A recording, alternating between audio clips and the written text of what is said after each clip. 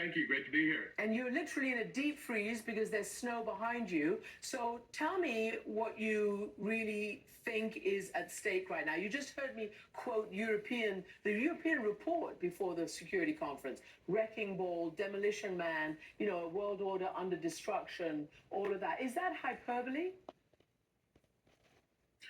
No, not at all. And actually, I'm sort of impressed that the Munich people put out that report, because I think it's right on the money. But it's unusually undiplomatic, I would say. But it's certainly correct. And I think it really is a wake up call for Europeans, and it ought to be for Americans as well. Okay, so before I get to your article, then how do you think Europe should follow through on that report and those terms? Because it is, a real come to Jesus moment, if I can say that now, because it's been a year since J.D. Vance essentially threw down the gauntlet to allies at Munich last year.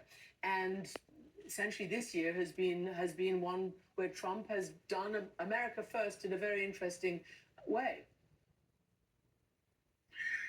Yeah, I mean, I think Europe is coming to the realization, but they certainly need to come to the realization that not only can they no longer count on the United States to provide the security guarantees that it has been providing for 80 years, but they really need to understand that the United States is now a hostile and potentially predatory nation under Donald Trump.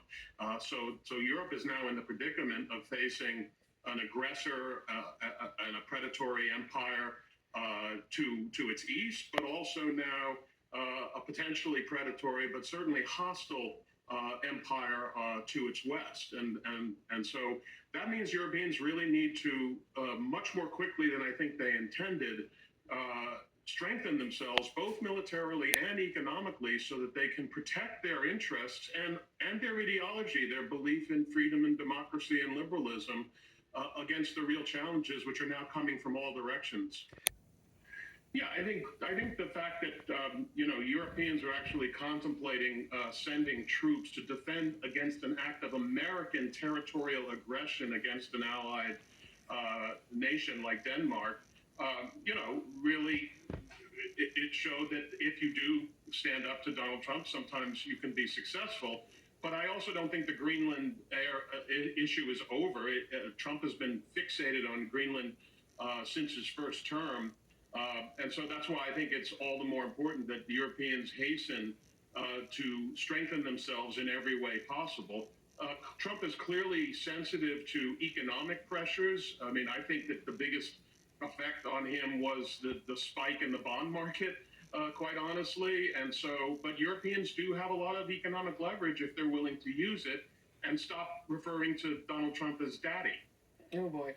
Yeah, that's the famous bazooka in terms of a trade weapon. So let me ask you this. You write in your article, Trump has managed in just 1 year to destroy the American order that was, and he has weakened America's ability to protect its interests in the world that will be. So you're talking about America now.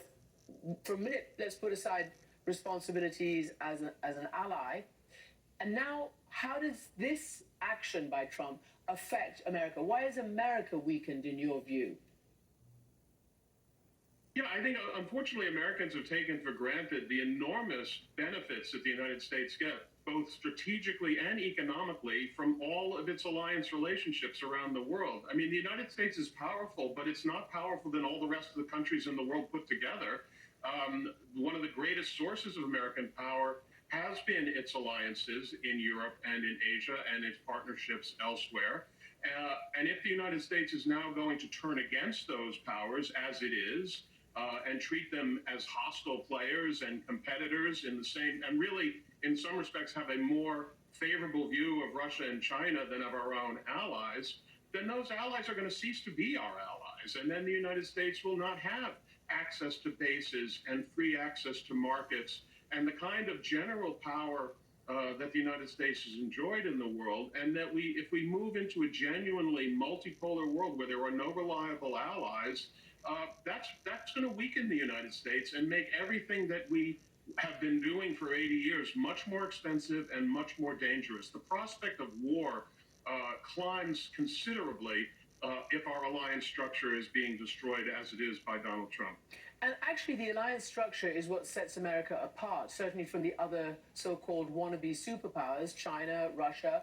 They don't have those kinds of alliances. And in the Atlantic, you quote a Chinese analyst who says the most important gap between America and China is not economic or military power, but it is America's global